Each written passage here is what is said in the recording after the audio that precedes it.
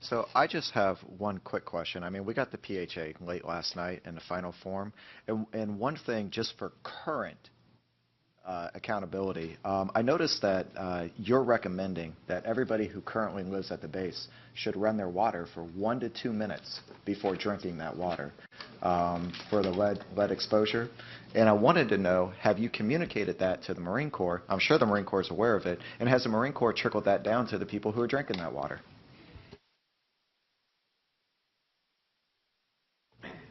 Yeah, Chris, I can't answer specifically what the Marines are doing to address the lead contamination. I know they have a very active monitoring program.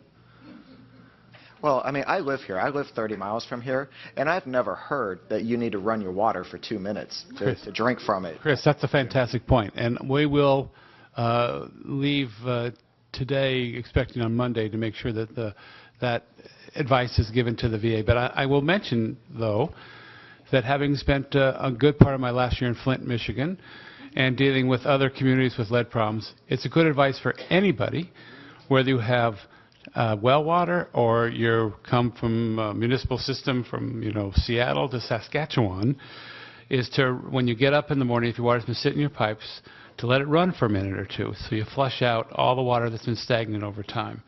So that's advice that we're finding is good public health advice wherever you are, whether you have a little bit of lead in your service lines or lead in your fixtures or not. That's just good advice. And so that's advice that our Water and Health Program at CDC is starting to communicate more broadly across the country.